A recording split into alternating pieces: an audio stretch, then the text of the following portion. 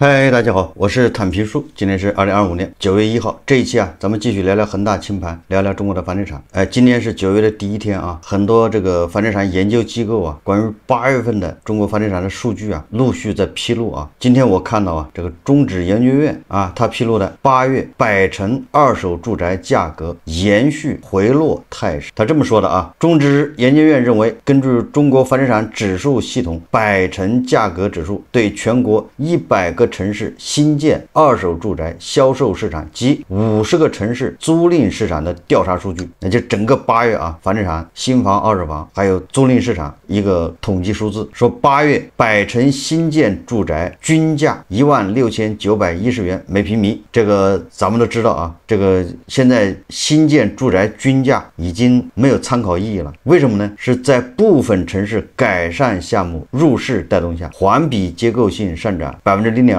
同比上涨2.73%，就是新房这房价呀，无论是环比还是同比都在上涨。这个我在以前节目给大家介绍过，因为你就是你考虑极端情况啊，就是全国各地都没在卖房子，因为都卖不动啊，只有上海的豪宅在卖。那你说这个房价是不是在涨？就这么简单啊。所以说环比同比都在上涨，这是新房。这个只能说明什么？说明现在仅有的一点成交量都集中在上海的豪宅上面，其他地方也没有成交，成交可以忽略不计。二手房就说明问题了啊。你看二手房方面，以价换量现象延续。8月百城二手住宅均价13481元每平米，环比下跌0.76%，同比下跌7.34%。无论是环比还是同比都在下降。大家记住了啊，二手房交易量和价格上涨也只能参考，但是它下跌那是千真万确的。就是这个它要涨的话，它那个数字啊恐怕里面有问题；跌的话就相对比较客观。这个我在以前节目讲过，对吧？那二手房交易量如果突然变大的话，很多它不是真实的交易，它是一种换贷款呢，把那个高息的贷款换成低息的，所以它通过交易来完成啊。有的是中介啊，对吧？不知道从哪儿把人家房子骗过来，买到自己手上，先不给钱，然后呢，等到他找到下家了，他甚至一套房子卖2家，对吧？中间还涉及了诈骗，这都是涉及二手房交易，都要去登记。所以有的时候就显得二手房交易非常火爆，但是那个你就要小心了。所以说，同样的数据啊，得看你怎么去看，对吧？你得要分析清楚这数据是怎么构成的，要不然你就会误判。对那些炒房的人来说啊，你看看新房价格涨了，同比环比都在涨，对吧？等你买了你就知道了，哭都来不及啊。今年8月，百强房企实现销售操盘金额2070亿元，环比降低1.9%，同比降低17.6%，销售额已连续6个月下降。这个数据就告诉我们啊，整个的8月份啊，这个新房销量是下降的，整个的销量在下降，对吧？环比降了2%，同比降18%，跟去年比啊，这是新房。然后你说它价格还涨了，所以只有一种解释，就是这点成交量，因为它总量在下降呢，这点成交量还是上海的豪宅，或者北京的豪宅，或者是深圳的豪宅，总之是这些豪宅成交占比增加了，影响了价格，对吧？整个的房地产销售是下降的，比去年下降18%呀，什么概念？去年8月份本身就下降非常厉害，9月份再出台政策嘛，是因为8月份下降的太厉害，那今年在去年8月份的基础上再下降20%，可以说是叫断崖式下跌。可以说啊，虽然北京和上海均在8月份放宽了购房限制，但分析师认为这些变化只有渐进式的积极影响，说的比较含蓄啊，也就是影响还不大。我们看累计啊，它是2025年1到8月，这一共是8个月 ，Top 100房企销售总额23271亿元，同比下降13%，降幅与1到7月持平。就是今年前8个月啊，跟去年前8个月房地产就是新房销售总额是下降13%。我们再看看这个深圳吧，以深圳为例啊，8月啊，深圳楼市表现分化，一手住宅晚签量环比和同比均出现下跌，二手住宅晚签4175套，环比下降10%，但同比上涨9.8%。进入8月以来，深圳二手房市场仍维持一定热度。这是根据深圳乐友家研究中心公布的数据显示，8月深圳楼市处于相对淡季水平。8月深圳一二手住宅晚签总量是6326套，环比下降13.5%，同比下降10%。其中一手住宅晚签2151套，环比下降19%，同比下降33%。就是深圳的一手房啊，这个叫什么叫断崖式下跌啊？这叫断崖式。深圳的一手房也别管豪宅不豪宅了，比7月份下降20%，比去年同期相比下降1/3。截至8月底，深圳一手预售住宅库存量是32293 393套。哇，你看看啊，新房库存是32000多套，一个月只卖200套，这什么概念？一个月只能卖2000套啊！相较6月底增加4391套，也就是新房啊，深圳居然是越卖越多，这个库存还越来越大。按接近12个月的一手预售住宅月均去化速度计算，去化周期为10个月；按近6个月的一手预售住宅去化速度计算，去化周期为16个月。若加上限售房源，实际去化周期会更长。说记者梳理发现，当前深圳新房市场呈现个别项目亮眼，多数去化困难的态势。深圳贝壳研究院认为，购房者因期待新政，选择暂缓购房，观望情绪加重是主因。这是什么意思啊？就是很多买房的人都不出手，等着。你是挤牙膏是救市，那人家就是等着你挤下一波牙膏，挤完这个人等着你后面还有，再等等。这就是挤牙膏是救市的这个缺点。记者在深圳多区走访时，随机采访了多位购房者，大家对深圳楼市推出新政预期增强。最为关心的是限购以及交易税费等成本是否会调整。那么二手房市场呢？根据这个贝壳研究院统计啊，8月深圳全市二手房成交5061套，其中住宅成交4175套。实时成交方面，8月成交量环比7月增长22%，主要原因包括市场上高性价比房源增多，吸引部分前期积累的购房者加速入市；二是股市行情向好，令市场信心增强，部分市民从股市获利后加快置业计划。8月深圳二手房录得量是5267套，同比增长12.8%，仍超过5000套荣枯线。8月深圳二手房成交价每平米5.96万元，环比小幅微涨0.5%，价格逐步趋稳。深圳市新房暴跌，二手房居然还在荣枯线上方，而且比7月还增长了13%，比去年8月增长13%，这个对吧？也有多少是在里面换按揭贷款？为什么呢？对吧？刚才是这个乐友家的数据，我们现在再看啊，我们看到另外一份数据，说深圳二手房挂牌超200天才能成交。深圳楼市8月成交量出炉，一边是新房成交跌至冰点，一边是二手房市场硬撑回暖。就是在深圳，你要卖一套房子，你把这房子挂出去到成交至少要200天，说明深圳的这个二手房去化还是非常难的。总之啊，整个8月这个楼市的一个情况大家也看到了，无论新房还是二手房，这个效果肯定是不能让人满意。那就是政策呢，也只有北京和上海，对吧？出台了这个5环以外，还有一个上海是外环以外，符合条件的随便买。但这个北京出台政策也差不多半个多月过去了，好像也没看见什么变化。上海也出台这政策1个多星期了吧，也没变化。甚至咱们在节目说了啊，这个政策恐怕让很多炒房的人呢感到绝望。这个炒房人的耐心啊，他的忍耐限度有限，他现在实在是撑不住了。如果他觉得绝望，那很有可能啊要砸盘出货，扛不住了，看不到指望，只能说啊，看9月份是不是能像去年那样，对吧？再来一个有力度的救市措施。如果没有的话啊，那只能是加速下探。那没办法，咱们韭菜的心理啊，那肯定是买涨不买跌啊，跌的时候是不会有人买的，除非是被逼急了啊。为什么呢？对吧？你也不知道它跌到什么地方，什么时候能够止跌，对吧？你说你现在100万买的房子，吭哧的，到明年这时候跌到80万，这20万你这一年你也挣不到20万，你何苦呢？所以这个导致大家本能的啊，就是观望，越观望，韭菜越不出手，对吧？楼市它越稳不住。那到什么时候能稳住呢？这里面有一股做多的力量，这个力量就是所谓的刚需，就是那些要结婚的、要生孩子的、要改善生活的，你不能否认啊，这是一个人群，它是存在的。等你价格跌得越低的时候啊，你这个房价越接近他们的收入，这个对吧？一个合理的比值啊，就房价收入比啊。但这个比值越来越合理的时候，很多这个刚需房他就出手了，因为他觉得他扛得住，他甚至认为这个房价他能接受，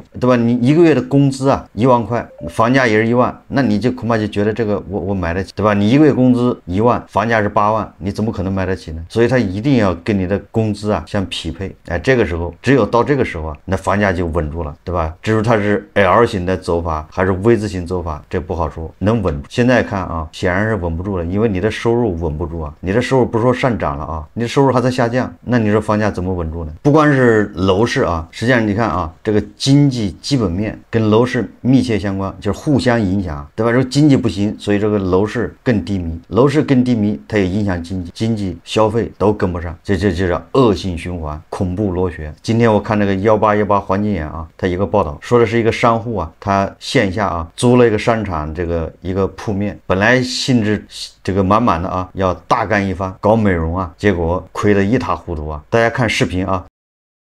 今年2月中旬，潘女士跟浙江麦铺商业管理有限公司签了租赁合同，租了湖州织里常住春风汇的一个商铺，71平方，月租金3479元，租期1年，从今年2月17号到明年2月16号。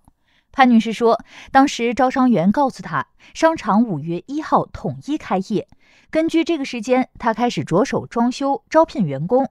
他这间皮肤护理店5月1号那天就开业了，位于商场2楼。4月20几号的时候，我还在问他，我说小贝，这个楼上一塌糊涂的，你到底能不能开业？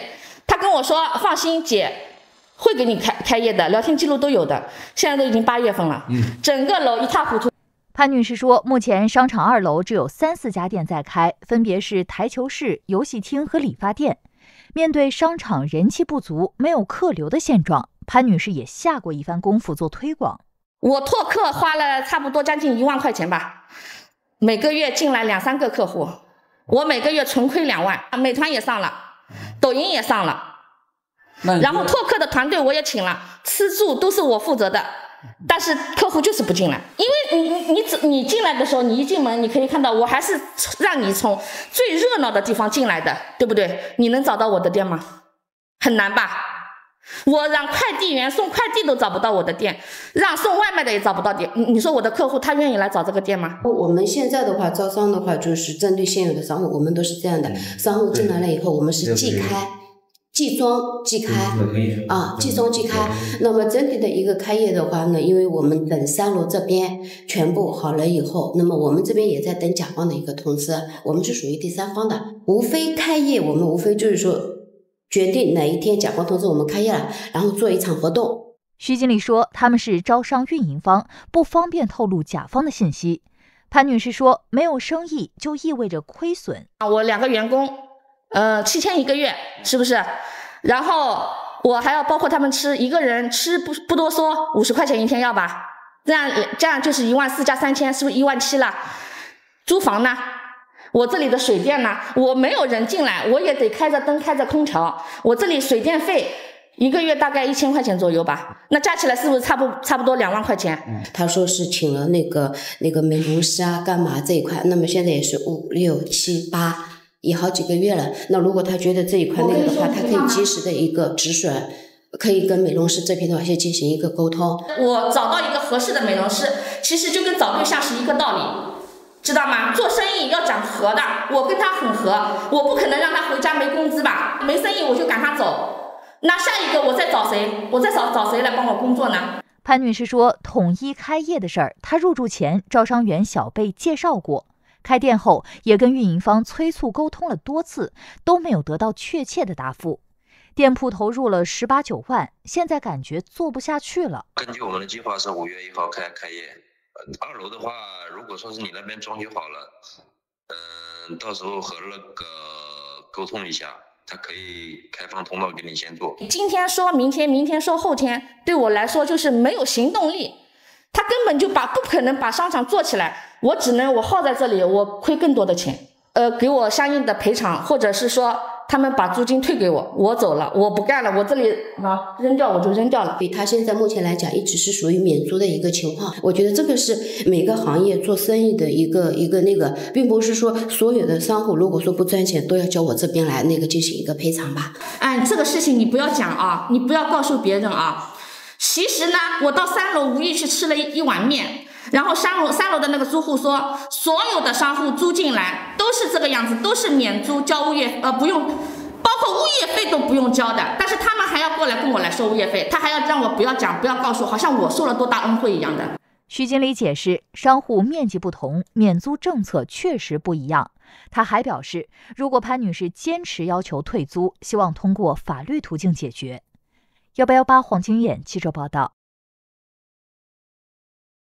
这个按理来说啊，皮肤护理生意啊，是目前线下经济里面还相对坚挺的一个业务或者一个行业。我只能这么说啊，相对坚挺。但就这个对吧，也不行。这个租户和商场运营方他们之间的矛盾在哪儿？这个不重要啊，对吧？我们也无异于去评论这个谁对谁错。我们只能说这个经济形势导致。如果这个商场的招租啊满意，对吧？他基本上都租满了，他怎么会不开业呢？实际上就是说明他招租招商非常难。你看看整个商场里面就都是什么？一层是吃饭的，然后下面是理发馆、理发店呢，还有台球室，完了就他这个皮肤护理，这实际上反映着线下经济啊一塌糊涂。商场不行，应该是20年前啊，我在北京啊，我陪一个朋友去这个类似的一个商场去租这个店面，我有过亲身经历啊，也是个特别大的一个商场。20年前那个时候你去租这个店面，那要交的材料多了去了，就是你要这个店面你要干什么，人家商场在招租啊，你要卖什么，然后你卖这东西跟人家商场这个定位符合不符合消费群体，完了之后你卖的这东西有没有授权，你是不是经销商厂家的授权，你这厂家人家还得认，要求非常多啊。就那样，那商场你要不一定能租得到，找各种材料啊，找各种授权，然后去装修，对吧？去搞柜台。我说这个什么意思呢？就是20年前这个线下经济啊，商场那正是那个时候大家休闲娱乐活动主要是逛商场，对吧？那个商场都是人山人海，人头攒动啊。现在呢，你本身商场就没人，对吧？现在商场到处招商，招不来人，你把条件放得再低都没用。所以说，从这个商铺啊，这个租户跟这个商场的运营方之间的矛盾，就能看出这个线下经济啊到什么程度了。这个就是大家能想象的这个万达为什么卖不掉？万达广场那在哪个城市都是地标啊，对吧？都是这个区域中心。王健林手上500多个万达，到现在都卖不掉，只能拿着给那个什么腾讯、泰蒙顶账，对吧？你想象一下，有多少万达就像视频里面这个商场一样。那个通州万达啊，实际上在5年前疫情期间啊，甚至我告诉你啊，2019年就疫情还没开始的时候，通州万达它那下面底商好多都是关着门的，都是旺铺出租，而且那个底商一波一波的换，那是2019年啊，还没开始疫情呢，对吧？实际上就已经颓势啊，已经显现了。万达广场底商从餐馆后来餐馆全部倒闭，变成什么呢？变成就是美容护肤，还有一个什么呢？培训，就是各种各样的这个小孩的辅导班、培训班。那大家也记得是吧？后来教培行业整顿，这个培训班倒了一批，现在很多培训班都在爆雷啊。那你说失去了培训班这那个客户，教培机构，你说万达这个他还租给谁呢？对吧？以前还有药店，现在药店也不行了，那都是万达广场临街的铺子啊。那过去都是对吧？以前经济好的时候都是寸土必争啊。所以说啊，这就是经济形势线下经济发生的变化，是不以人的意志为转移，没办法。所以说从这些现象来看啊，这个房地产想稳住不太容易，年底几个月很有可能要加速。如果说没有什么大力度的救市措施出来啊，实际上我也想象不到还有什么大力度的救市措施啊，行之有效的。玩来玩去，无非就是北京、上海解限购，还有什么呢？上海一解开限购啊，上海没有解开限购啊，上海只是外环外，上海人可以多买几套，就这么一个政策。那苏州就受不了了，是吧？苏州马上就把那个限售放开了。以前苏州是你买了房2年以后才能卖嘛，那他后来马上就改了啊，你买了房就能卖。为什么呢？就是我说这个意思，就是你上海一有动作，周边立马紧张，结局就是上海自己没救得了自己，周边还吓一跳，跌得更厉害。你以北京为例吧，对吧？你要通州这个地方放开，那你说燕郊什么大厂啊这些地方，那日子怎么过啊？好，这期节目啊咱们就聊到这里，感谢大家收看。如果喜欢我的节目，欢迎订阅转发，也可以在下方留言评论，谢谢大家。